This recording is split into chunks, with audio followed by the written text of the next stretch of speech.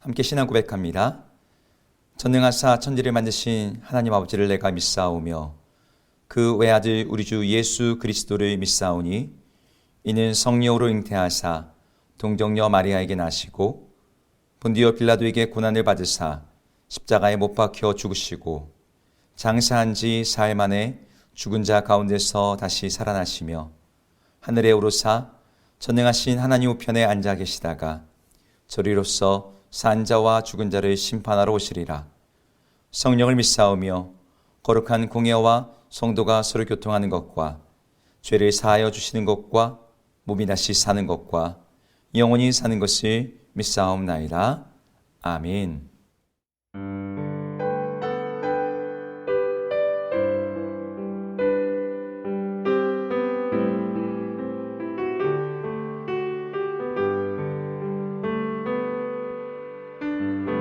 십자가 그 사랑 멀리 떠나서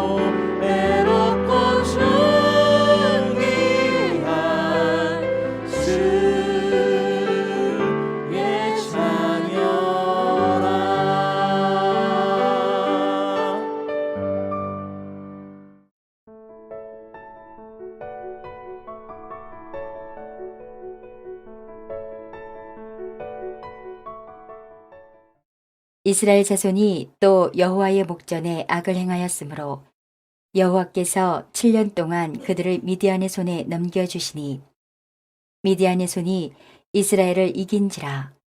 이스라엘 자손이 미디안으로 말미암아 산에서 웅덩이와 굴과 산성을 자기들을 위하여 만들었으며 이스라엘이 파종한 때면 미디안과 아말렉과 동방 사람들이 치러 올라와서 진을 치고 가사에 이르도록 토지소산을 멸하여 이스라엘 가운데에 먹을 것을 남겨두지 아니하며 양이나 소나 나귀도 남기지 아니하니 이는 그들이 그들의 짐승과 장막을 가지고 올라와 메뚜기 떼같이 많이 들어오니 그 사람과 낙타가 무수함이라.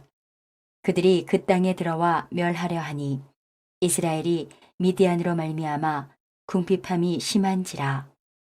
이에 이스라엘 자손이 여호와께 부르짖었더라.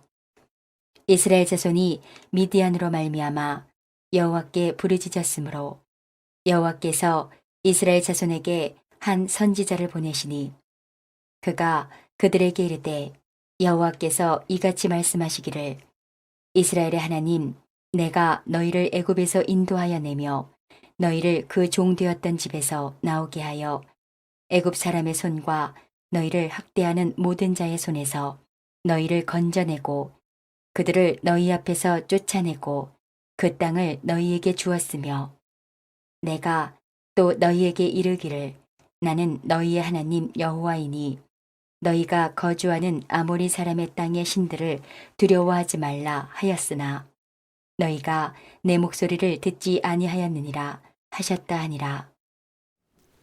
안녕하세요. 오늘 말씀은 사사기 6장의 말씀입니다. 우리 5장까지 이스라엘이 범죄함으로 말미암아 가나안 왕 야빈과 시스라에 의해서 정말 철저히 고통받고 짓밟히던 삶에서 하나님께 부르짖음으로 말미암아 하나님의 은혜로 구원받은 이야기를 저희가 함께 보았습니다.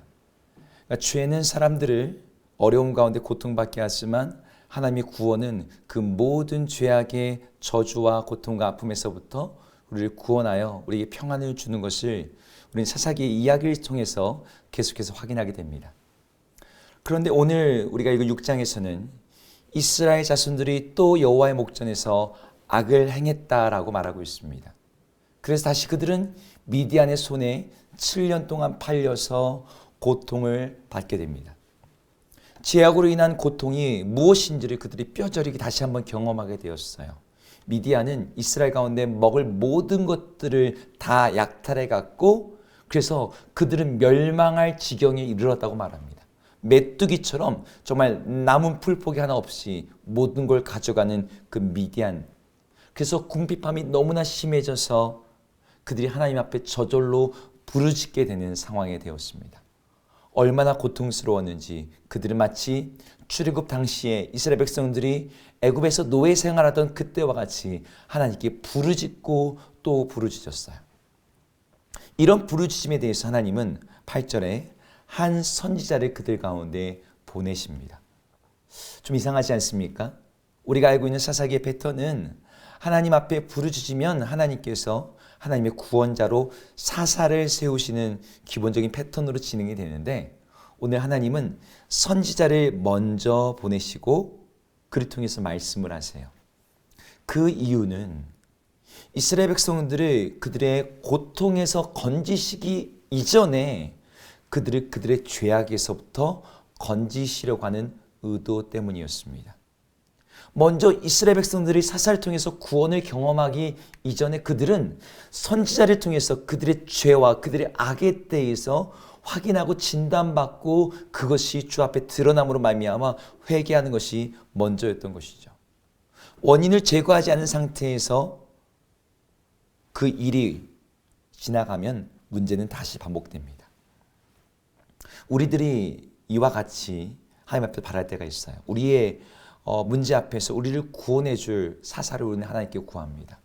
그러나 하나님은요, 사사가 아니라 선지자를 먼저 보내세요. 우리는 우리를 고통스럽게 하는 그 문제가 사라지기를 원하지만 하나님은 우리를 고통스럽게 하는 그 문제 이전에 그 문제 뒤에 삼겨져 있는 우리들의 죄악이 먼저 소멸되기를 원하십니다. 오늘 본문이 바로 그것을 보여주는 거죠. 하나님은 사사를 세우기 전에 선지자를 먼저 보내셔서 이스라엘 백성들의 죄악이 드러나고 그들의 그 죄의 문제를 근본적으로 다루기를 원하셨습니다. 그럼에도 불구하고 이스라엘 백성들은 다시 반복해서 범죄했어요. 오늘 이스라엘 백성들이 여호와의 목전에서 범죄했다는데 그 죄악이 구체적으로 무엇일까? 사사기의 배경과 본문의 흐름을 보건대 그것은 우상 숭배였습니다. 우상 숭배, 그것을 중심으로 이루어진 여러 가지 많은 부수적인 죄악들. 우리가 이런 질문을 할 수 있어요.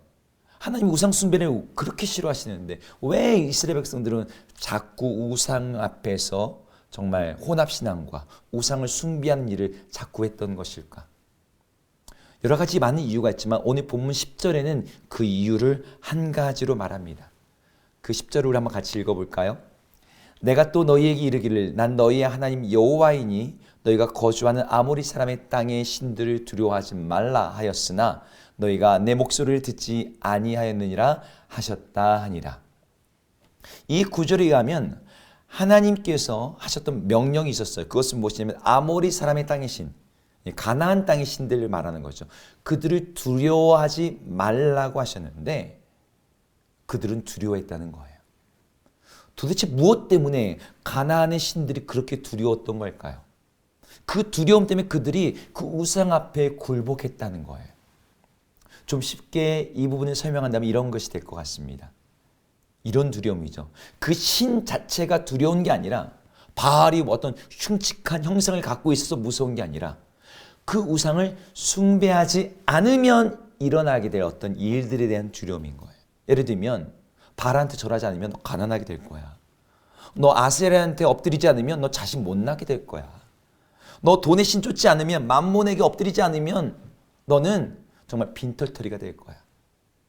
이런 식으로 두려움을 가지고 사람을 압박하고 몰아가고 그래서 세상의 신들 앞에 엎드리게 하는 것이죠. 우리도 우리 주변만 확인해도 이것을 금방 보게 됩니다. 과학이 발전하고 합리적이고 이성적인 어떤 사고 판단 능력이 중시되는 오늘과 같은 사회에도요. 우리 주변에 무당, 점집, 사람들의 사주팔자 이런 것들이 얼마나 많습니까? 왜 그런 것들을 하는 거죠? 왜 타로 카드를 뽑는 거죠? 왜 오늘의 운세를 보고 있는 거죠? 두려움 때문이에요. 미래에 대한 두려움, 인생에 대한 두려움, 내가 사랑하는 사람을 잃을까 하는 두려움이 그들로 하여금 그런 거짓된 신들 앞에서 머리를 조아리고 그들의 말을 듣게 만드는 거죠. 내 자식의 앞날이 잘못되지는 않을까? 취업이나 결혼은 제대로 할 수 있을까? 나쁜 어떤 일들이, 애군이 나한테 오지는 않을까? 그 두려움 때문에 귀신들 앞에 무릎 꿇고 있는 거예요. 이런 두려움이 이스라엘 백성들로 하여금 그들의 땅의 신, 가나안 땅의 신들 앞에 엎드리게 했습니다.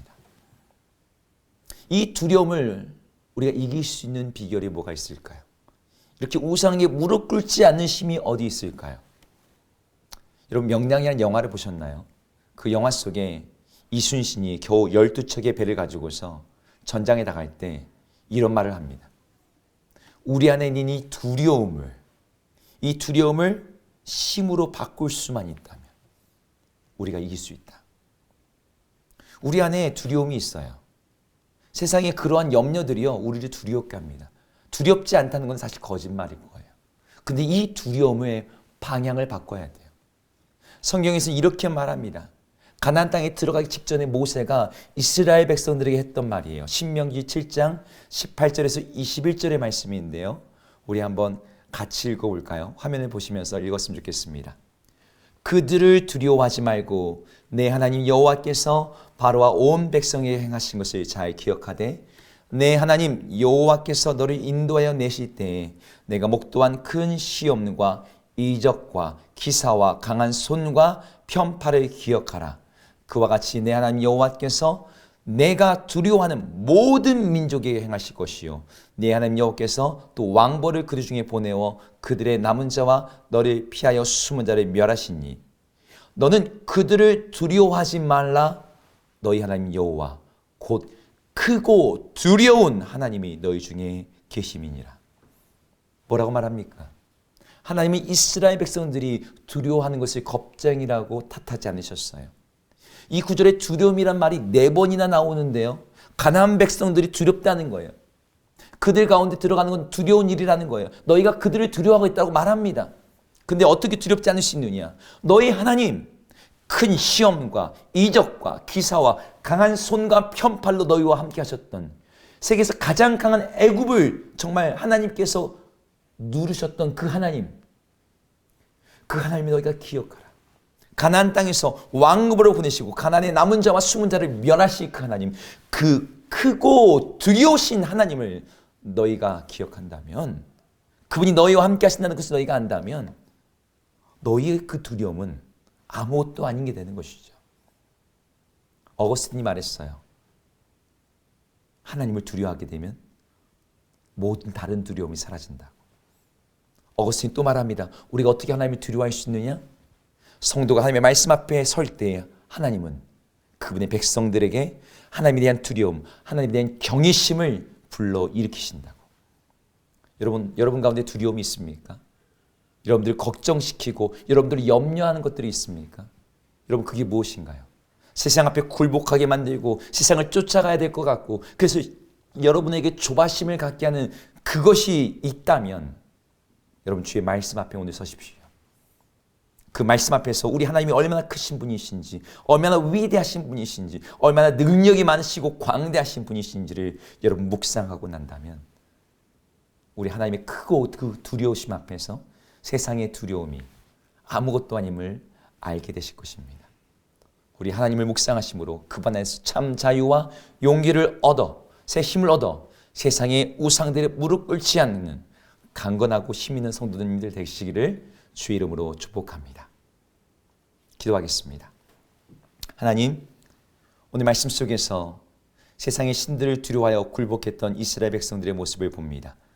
그러나 우리가 참으로 두려워할 분은 크고 두려우신 하나님 한 분뿐이오니 그 하나님을 기억하여 우리 안에 있는 모든 걱정과 두려움과 조바심을 내려놓고 오직 주 안에 주시는 참 평안과 안식과 담대함을 얻어 살아가는 주의 백성 되게 하여 주옵소서. 예수님 이름으로 기도합니다. 아멘. 함께 주기도문 하시겠습니다. 하늘에 계신 우리 아버지여, 이름이 거룩히 여김을 받으시오며 나라 임하옵시며 뜻이 하늘에서 이룬 것 같이 땅에서도 이루어지이다. 오늘 우리에게 일용할 양식을 주옵시고 우리가 우리에게 죄 지은 자를 사하여 준 것 같이 우리 죄를 사하여 주옵시고 우리를 시험에 들게 하지 마옵시고 다만 악에서 구하옵소서. 대개 나라와 권세와 영광이 아버지께 영원히 있사옵나이다. 아멘.